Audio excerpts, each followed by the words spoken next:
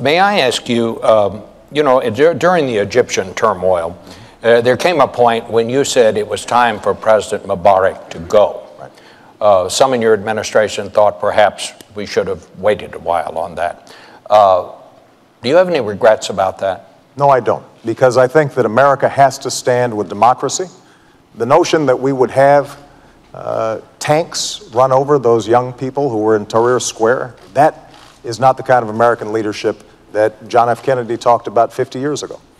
But what I've also said is that now that you have a democratically elected government in Egypt, that they have to make sure that they take responsibility for protecting religious minorities. And we have put significant pressure on them to make sure they're doing that.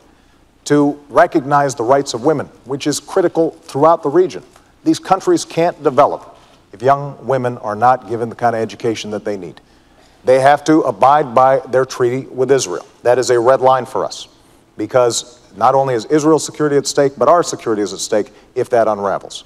They have to make sure that they're cooperating with us when it comes to counterterrorism, and we will help them with respect to developing their own economy, because ultimately what's going to make the Egyptian revolution successful for the people of Egypt, but also for the world, is if those young people who gathered there are seeing opportunities. Their aspirations are similar to young people's here. They want jobs. They want to be able to make sure their kids are going to a good school. They want to make sure that they have a roof over their heads and that they have the prospects of a better life in the future.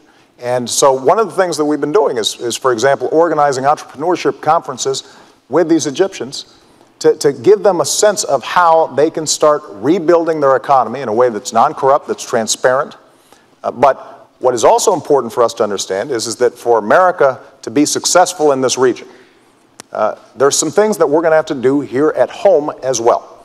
One of the challenges over the last decade is we've done experiments in nation building in places like Iraq and Afghanistan. And we've neglected, for example, developing our own economy, our own energy sectors, our own education system. And it's very hard for us to project leadership around the world when we're not doing what we need to do. Governor Romney, I want to hear your response to that, but I would just ask you, would you have stuck with Mubarak?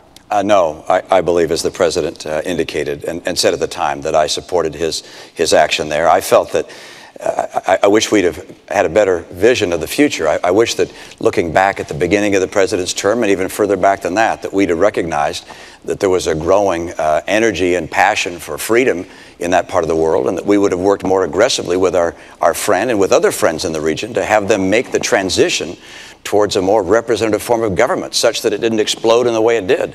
But once it exploded, I felt the same as the president did, which is these freedom voices in the streets of Egypt were the people who were speaking of our principles, and President Mubarak had done things which were unimaginable, and the idea of him crushing his people was not something that we could possibly support. Let me step back and talk about what I think our mission has to be in the Middle East and even more broadly, because our purpose is to make sure the world is peaceful.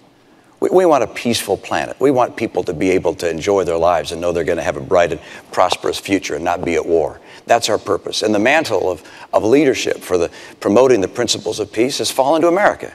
We didn't ask for it, but it's an honor that we have it. But for us to be able to promote those principles of peace requires us to be strong.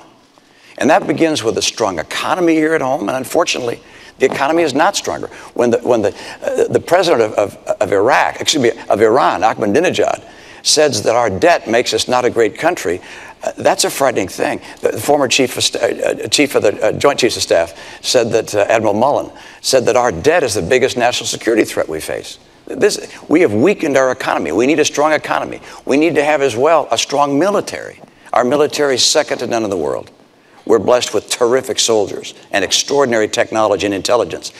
But the idea of $1 trillion in cuts through sequestration and budget cuts to the military would change that. We need to have strong allies. Our association and connection with our allies is essential to America's strength. We're the great nation that has allies, 42 allies and friends around the world. And finally, we have to stand by our principles.